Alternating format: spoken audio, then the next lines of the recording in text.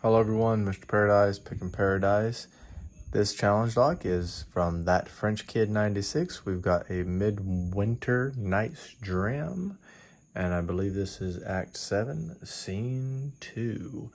And I've been back and forth on these challenge locks, trying to see if we're going to kind of do them. Oh man, this is the problem with your knife, Reed Witt, is it's so damn sharp. It just cuts everything, letters and all. Well, this one has a letter, so great. Here we go. So, the French Kid, let's see. We got That French Kid 3. Inside, you'll hopefully find my challenge lock, TFK3. I had a lot of fun making this lock and tried to pick it before I sent it out. I hope you enjoy picking and very interested to hear your impression of it and any possible suggestions for the future. I'd like to keep track of where this lock has traveled to and who has picked it. So if you can include this paper when you ship the lock off to the next picker, and you can let me know on Reddit or Discord where we received the lock, able to pick it. If so, I can keep track. That would be awesome. Have fun. Good luck picking. Thanks, That French Kid. So hey, That French Kid, what I'm going to do is I've got this box here. And I put them in a box because sometimes they like to fly out of the packages. And created by That French Kid 96, TFK3, with a date of birth equaling, I don't know, so I'm just going to say 5/5/20. And that is that. And then I will say Mr. Paradise up here.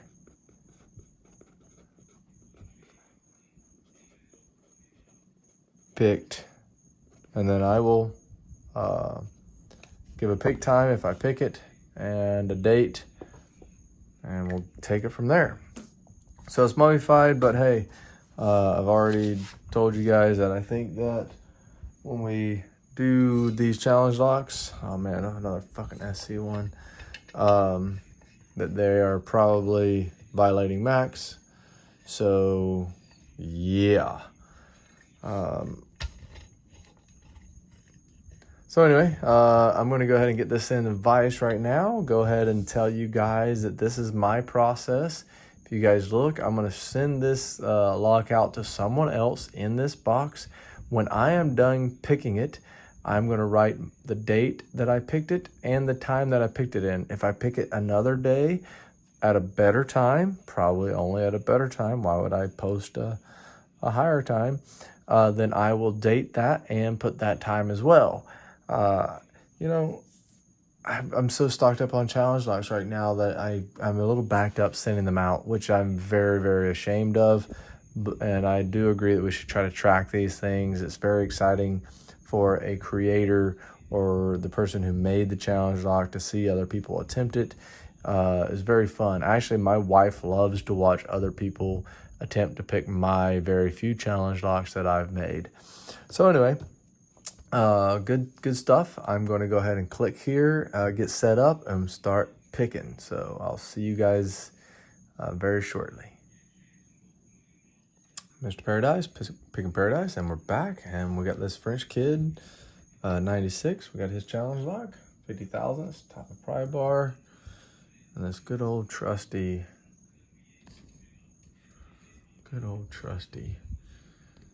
pick here.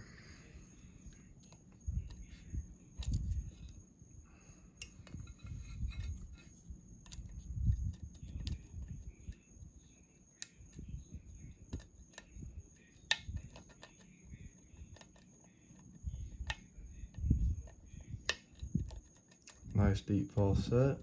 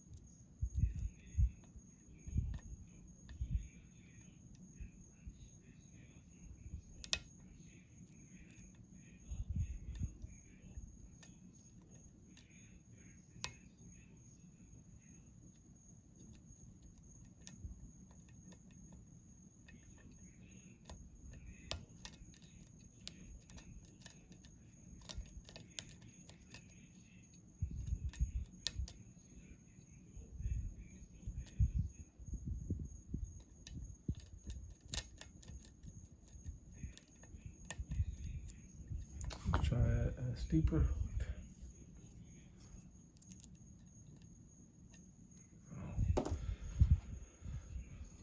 Hook 4, brand new pick.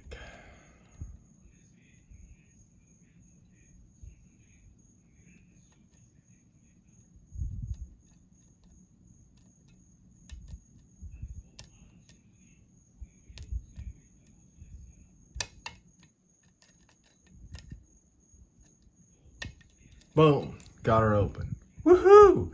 Nice quick pick, so we'll just link those videos together. Let's give a little cheers there. French Kid, fun lock. Let's go see what she's got in. All right, Mr. Paradise picking Paradise, and we're back here with the guts of that French Kid 96. And I actually started a little bit early because, man, we got some core modifications here. So I didn't catch any of these traps, and I think it was a good attempt to try to possibly catch me in a trap, but something's going on with pin 2 because it should have caught me. It did not catch me. I rotated it. It was, let's see, it was, yeah, I mean, it was way past, what do you call that, 90 degrees.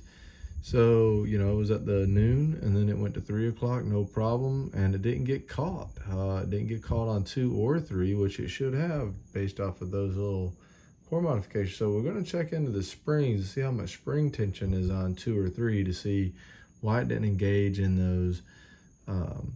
But we got some cool looking pins here, and definitely a good attempt. It didn't put up that big of a fight, but you know, whenever we make these challenge locks, we got to make sure we don't bevel the pins that much, or if we do, we have intent around it, because sometimes that just creates a bigger shear line. Same thing that happened here with your counter milling on 1, really deep, maybe some counter milling on 2, something on 3, definitely some heavy counter milling on 4. Nothing on 5, and then 6. 1, 2, 3, 4, 5, 6. Nothing on 6. Sometimes when we do that, if we don't have the right kind of machinery and we're not exactly precise, then we actually are doing more harm than good.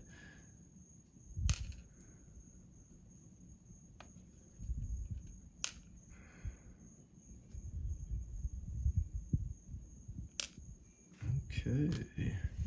So this takes a little while, so I'm going to go ahead and pause and come right out of it, and I'm going to try to get this in the camera here. When people do this, it doesn't turn out too well. So let me get my finger out of there.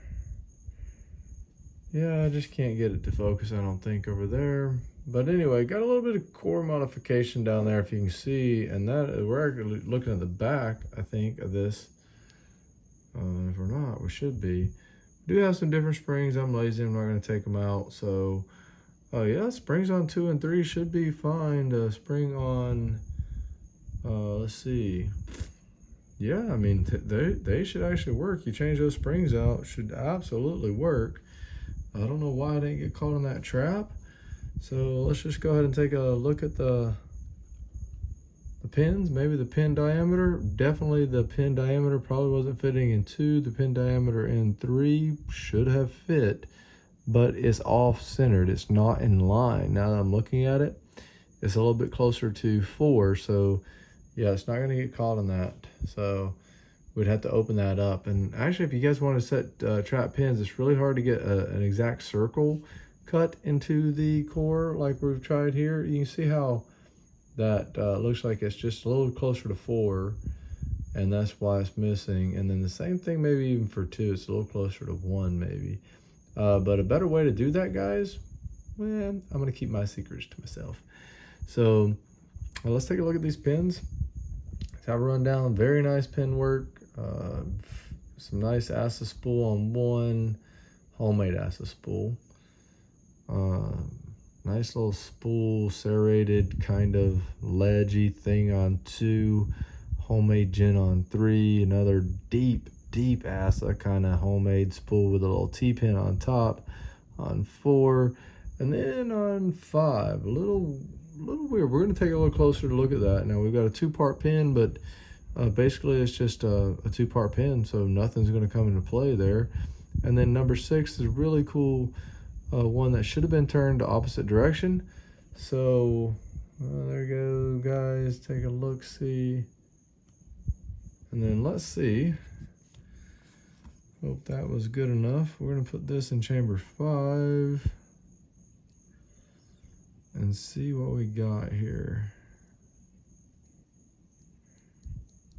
Yeah, so that isn't really doing as much good.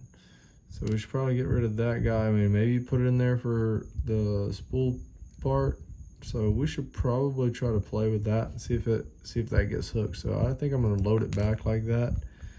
And then on this guy, I'm gonna turn it around. I want that one to turn around. So that's 6. I'm gonna turn 6 around. See if we can't get it caught in there. Yeah, six turning around is gonna be much, much better.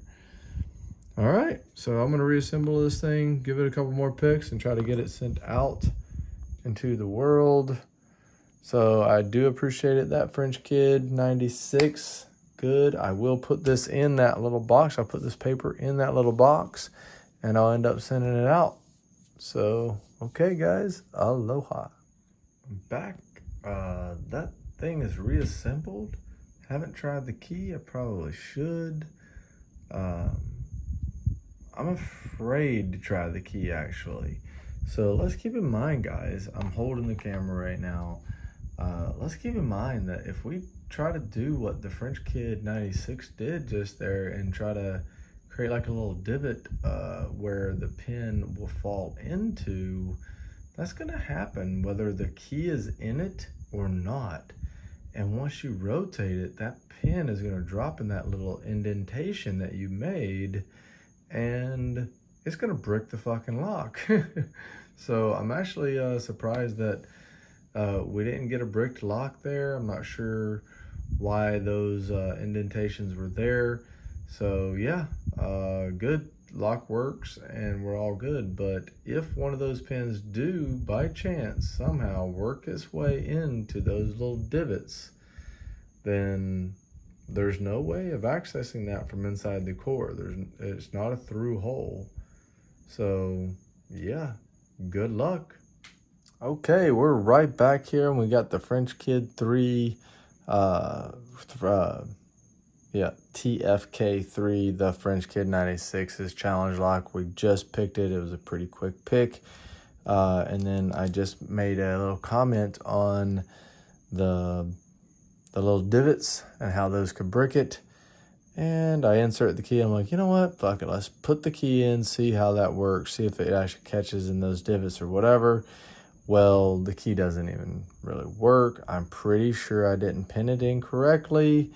But I will go ahead and pick it again and see if I can't, see if I can't get some traction on it. So let's go ahead and try to play with this thing right here on camera. Yeah. So, well, I mean, it's fucking bricked. I can't even get the fucking key out of there. So, yeah, I don't think that is a problem of mine. I can fix this lock, and I guess I will try to. I can pull off the top plate and pull out the drivers there. But yeah, this is another reason why I like mummifying keys is kind of, I don't even get it really. I don't know, maybe I mummified a key or two. I don't know. Sometimes I don't fucking send the key.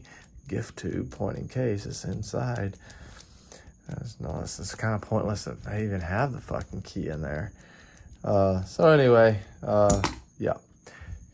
That's a project for another time. Aloha.